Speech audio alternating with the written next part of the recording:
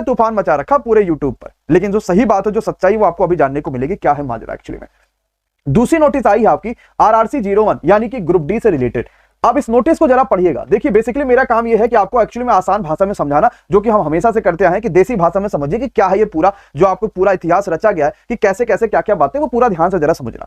इस नोटिस में यह चीज बताया गया है कि हमने आपसे यह वादा किया था, रेलवे ने आपसे बात बताई थी कि देखो भैया हम आपका परीक्षा 17 अगस्त से शुरू तो कर रहे हैं ग्रुप डी का, लेकिन इस परीक्षा में हम आपका नॉर्मलाइजेशन करने की जो क्षमता है वो बड़ा कम रखेंगे। हम पेपर में नॉर्मलाइजेशन करने की कोशिश बिल्कुल ना के बराबर करेंगे। और इस तरीके से बढ़िया था भी कि रेलवे की जो परीक्षा थी वो लगभग हर जोन में लगभग हर दिन पूरी तरीके से बराबर देखने को मिली थी। मतलब कोई बहुत तामझाम देखने को नहीं मिला था कि कहीं का पेपर बहुत कठिन कर दिया गया हो या कहीं का पेपर बहुत आसान कर दिया गया, ऐसा देखने को नहीं मिला था।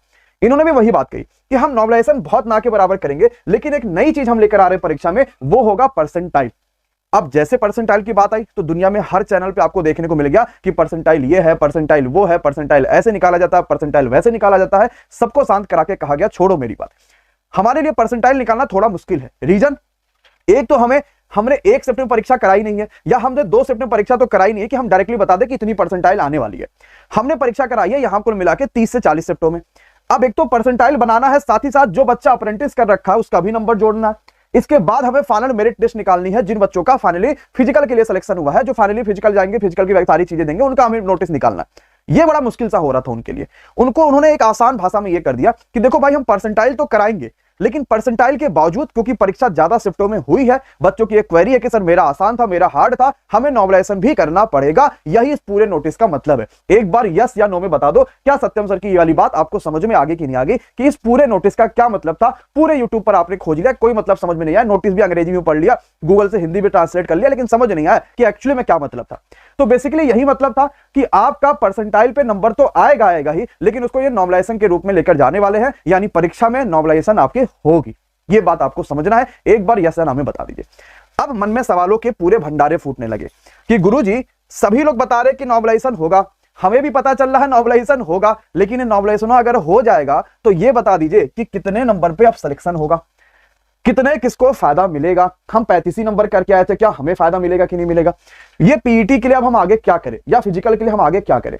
तो थोड़ा सा नॉर्मलाइजेशन को और अंदर से समझिएगा, सारी बातें आप पूरे ध्यान से समझिएगा क्या है पूरा, एक बात पूरी तरीके से देखो भाई। रेलवे ने पहले ये बात बताई है कि अगर आप जनरल कैटेगरी के हैं तो आपको 40% नंबर लाना जरूरी है, और अगर आप ईडब्ल्यूएस के हैं तो भी 40% नंबर लाना जरूरी है, ओबीसी के हैं तो 30% नंबर लाना जरूरी है, अगर आप एससी के हैं तो 30%, एसटी के हैं तो 30%। ये रेलवे ने पहले ही बता रखी है, लगभग हर नोटिफिकेशन में मिलती है।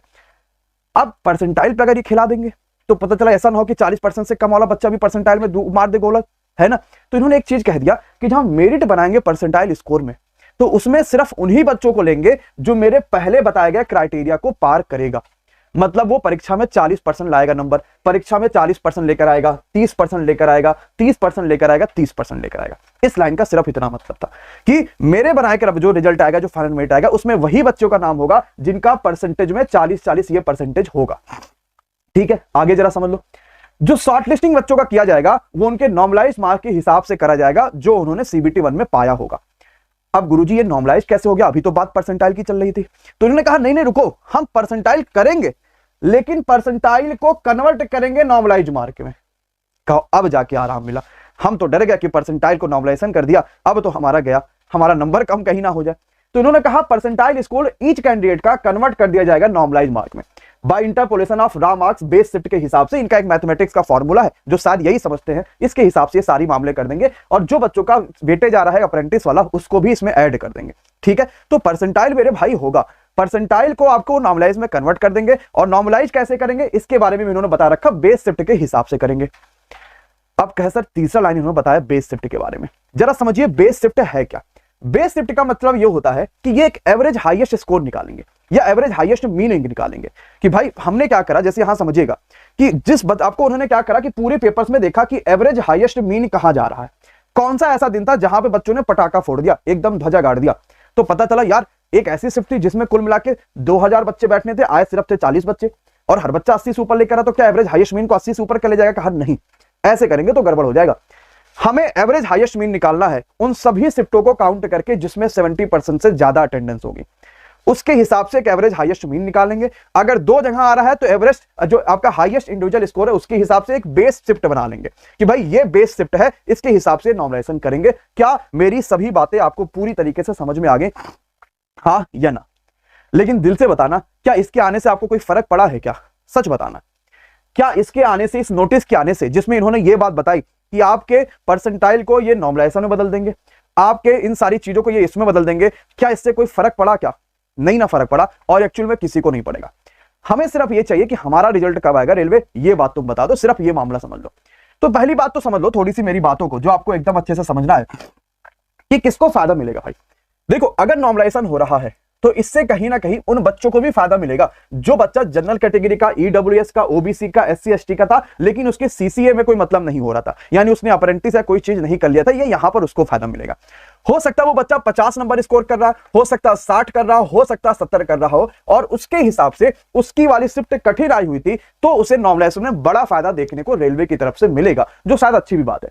लेकिन अगर बड़ी यहां पे जो है उसके नंबर शिफ्ट कठिन नहीं आई थी, फिर भी उसके नंबर कम रहेंगे, तो उसको फायदा नहीं मिलेगा। तो फायदा किसको मिलेगा? अगर आपके अंदर यह शिकायत थी कि भैया मेरा शिफ्ट कठिन आया था, रेलवे ने कहा परसेंटाइल, मुझे नॉर्मलाइजेशन चाहिए, तो उनका यहां पे फायदा हो गया।